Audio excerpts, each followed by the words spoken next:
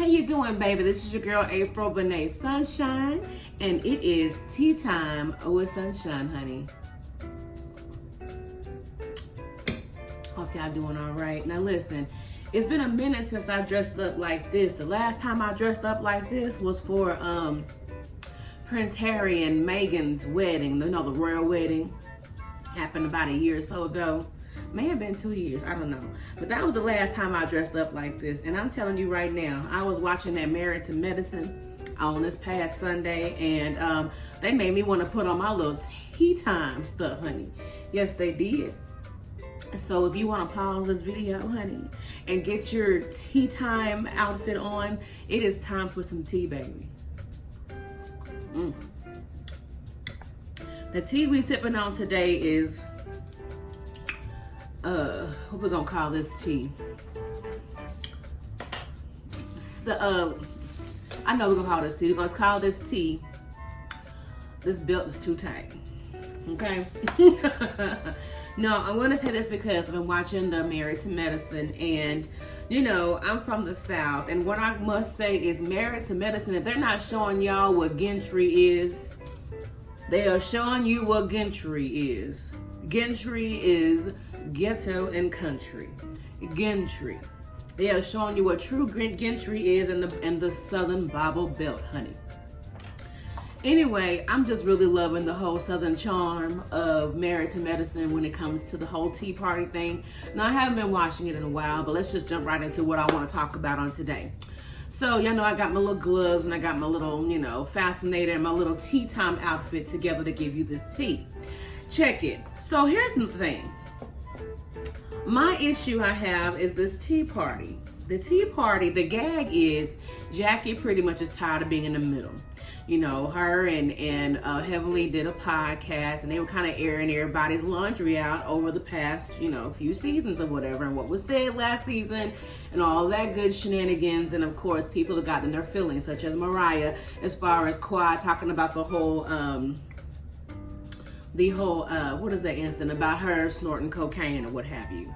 Now, I'm sorry if someone said that I was somewhere in the back doing lines. I would not be happy about that either. I just wouldn't. So I can see why Mariah's in her feelings and she wants to get that lie together. By all means, do so. So, of course, but what did it for me, y'all? I'm just gonna jump right into it. I'm not even gonna play no games. Quad, my love. Quad pulled out all the fans. You know, Jackie pretty much, she turned like a little Q&A session into like fans, and everybody will pick two. I think it was 2 questions or 2 things that you want to talk about to get off your chest. Apparently, everybody is offended by what somebody did to them. So I like the way Jackie did a tea party and pretty much had everybody just, you know, draw these cards to express the most important things that really, really triggered and made them feel bad and bring it to the table. And then she had a mediator come in to help out. Well, here's the thing. Everybody had their offenses. And as everybody was, you know, addressing their offenses, people were beginning to say, okay, you know, I'm sorry. Or some people just didn't even acknowledge the offenses. Like Dr. Heavenly. Sis. Dr. Heavenly. Listen. When Simone brought up the whole incident about her husband and how she confided in you about some things and you got upset or you got whatever the case as far as your tweet is concerned about her husband. When it came to that part, all you said was, I'm confused. Like, there's no confusion. Somebody pretty much addressed to you that you offended them, regardless if you meant to do it or not. You should have just said, you know what, sis, I'm sorry. I'm sorry that I tweeted that. I was in, and you admitted to everybody else. You admitted it to, I believe it was Quad, I think. Yeah, you and Quad went to the Beast thing. You admitted it that you was, and you even admitted it to Jackie, I believe. But you've already admitted, but you didn't admit it to the person you did it to. Like, that's, okay, y'all hold on to that thought. Hopefully I can go back and remember that thought, because I got a bullet point for that. I'm gonna put down, when you remember you offended somebody. I'm just saying. like, I'm writing this down because this is so important when it comes to sisterhood. Okay? Hold on to that. I'm going to come back to Dr. Heavenly. And then who else? Of course, Quad. Oh, Quad came to the table and it was her turn to talk about her issues. Baby, Quad was pulling out every card. She goes, yeah, I want to talk about this one. Let's see, I want to talk about this one. And I want to also talk about this one. And, oh yes, we're talking about this one. And we got to go back to this one. Like, Quad was doing the most. She was pulling everything. And Jackie was like, can we just do 2 of the most important ones to you? And see, that's another thing about Jackie, y'all. Jackie is, the way she talks to people, it's not to be shady or to dumb you down. Y'all, we have to understand these women are doctors. If the woman on the panel is a doctor, their job is to research and analyze and rule things out. They don't have time. They have been trained to like pretty much take emotions out of a lot of shit when it comes to their job. So if you're gonna be friends with somebody who's like every day, all day, they have to like pretty much suppress how they have to take their emotions out and their feelings and their opinions about stuff, unless it's a professional opinion or a hypothesis, it makes no sense to them. It makes sense, but they just choose not to go there. I don't know. Choose not to go there. I talk fast. Sorry, y'all. But it's easy to take what Jackie says as an offense, because her bringing up the issue about, you know, Mariah and Quad bringing up the whole cocaine snorting thing, that was just bringing it up. It wasn't her trying to throw shade at you, Mariah. But I think, of course, I've seen people and I've seen different comments and I've heard people say that Mariah's just using DrJackie as a storyline. Oh, I need another sugar. Anyway, sugar cube. But back to Dr. Heavenly. When you remember that you've offended someone, you need to address that to the person you offended and apologize. You're not apologizing because you can't control how people feel about what you say. That part I understand. But the part you need to honestly, if your intentions was never to intentionally hurt that person, then say, you know what? I apologize. My intentions were not to hurt you, or I'm sorry what I said hurt you. And then a lot of times people don't apologize because they know what they did was offensive to somebody. So if you slap you, wrong for that. Slap on the wrist. No ma'am. No ma'am, Dr. Heavenly. So yeah, Quad had 1,001 things to say. Baby, Quad was sitting there, honey, and she let everything out. Let it all out, all out, all out. And then, of course, everybody was tired, you know. Nobody really feels safe in the circle. Everybody's expressed they don't feel safe in the circle. Even Toya. Toya had a miscarriage. She hadn't told anybody in the circle that she didn't feel close enough to tell anybody about her miscarriage. But you know, I haven't watched Married to Medicine in a while, but I do recall being a faithful viewer of first season the first season of Married to Medicine. And honey, I did not like Toya at all, honey, at all. Not at all. It was like her and Mariah were just always neck and neck, and it was just too much. And eventually, as I kept watching, Toya was always getting into it with somebody. And it's like after the whole situation with her and her husband's finances, it humbled her a lot.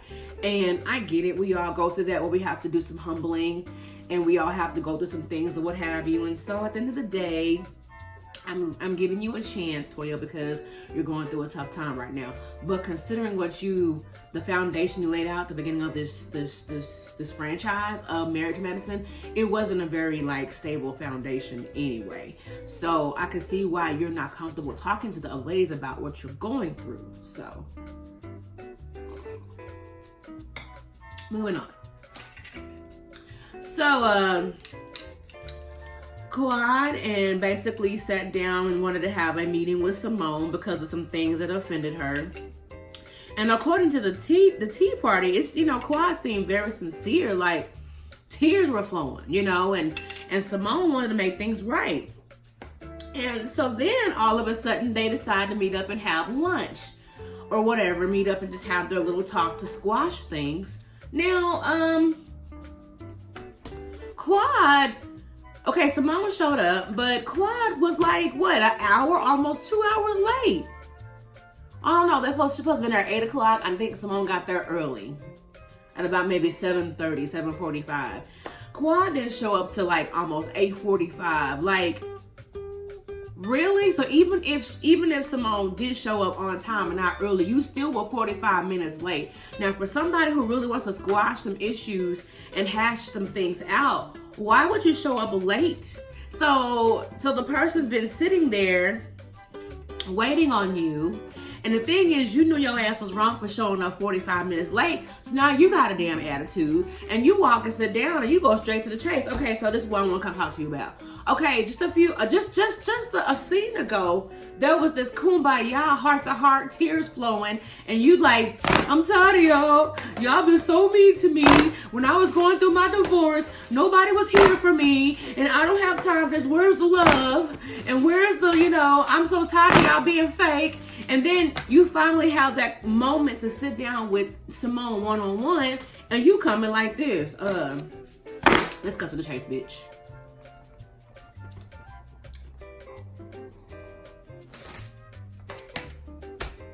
You can't do that. So that's what this episode really did for me. It was like a real true eye-opener for me, because I now understand it is so difficult having female friends that are not true and are not genuine. It's a waste of space.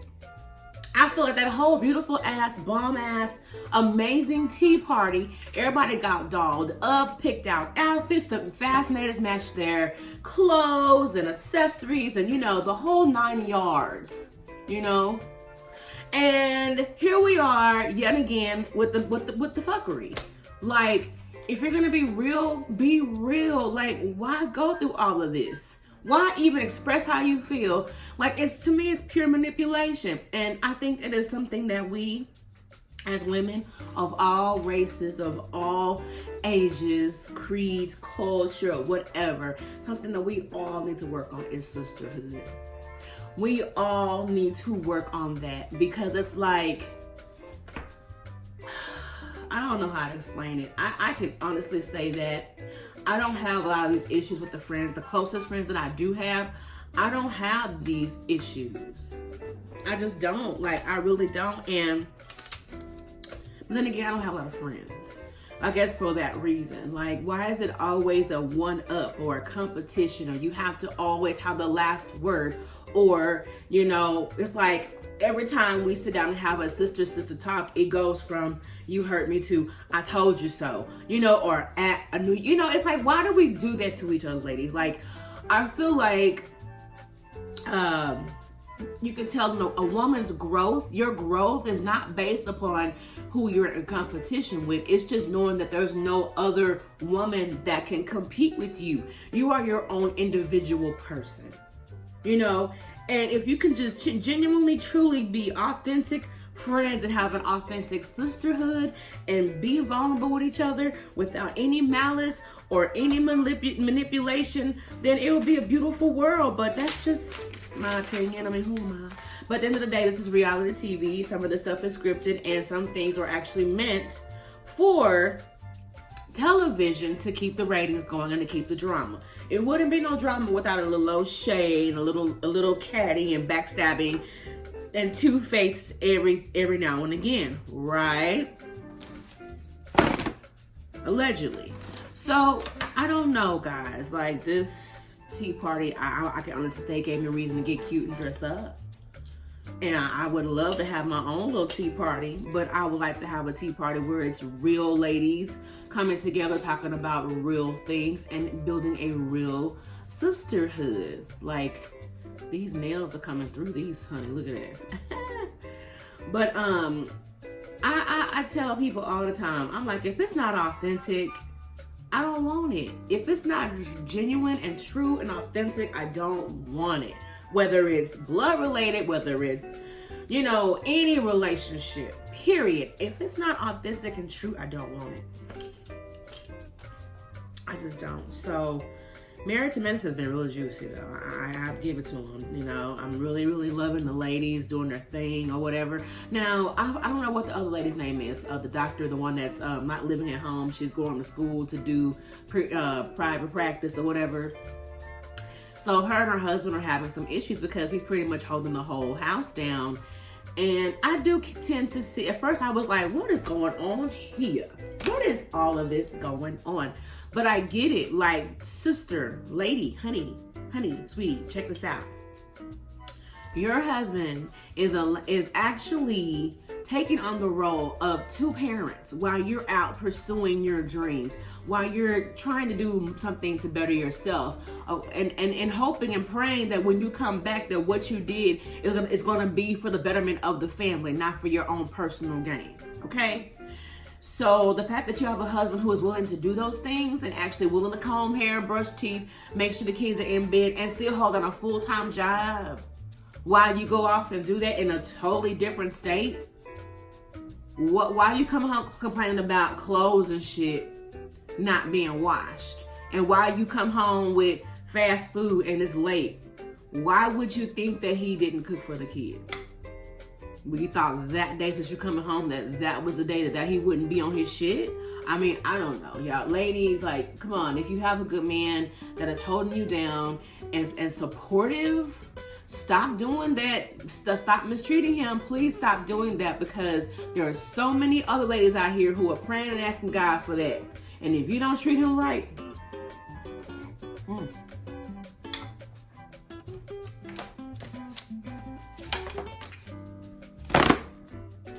I'm just saying. So don't forget to hit that like, subscribe, notification button. This is Tea Time and Tea and Whiskey with Sunshine. Now, I do have a podcast, you guys. You know, I'm posting stuff on in here. Still trying to figure this whole YouTube thing out. But I thank you all for hanging on to me and helping me through this thing. I really appreciate you. So, of course, I have a podcast. It's called Tea and Whiskey with Sunshine. And we go live every Wednesday on Facebook Live. And you can also catch, I have some little small snippets of commentaries that I normally would do. I used to do on YouTube. I do them on Instagram now. It's Tea Time with Sunshine. It's 2 underscores. Tea Time _with _sunshine. And I have my commentaries and snippets there if you want to check me out as well. But thank you guys again for tuning in. But this Married to Medicine stuff is just really like, it's a lot. But I'm loving it. I'm gonna still stay tuned. But at the end of the day, y'all, get it together with your relationships with your friends, because have the people who you were attached to and latched onto you, they pretty much, well, they determine a lot. You want to know what direction you're heading in? Look at your friends. So keep the drama on TV and not your life. And it's always Tea Time with Sunshine with a shot of whiskey. So see you later.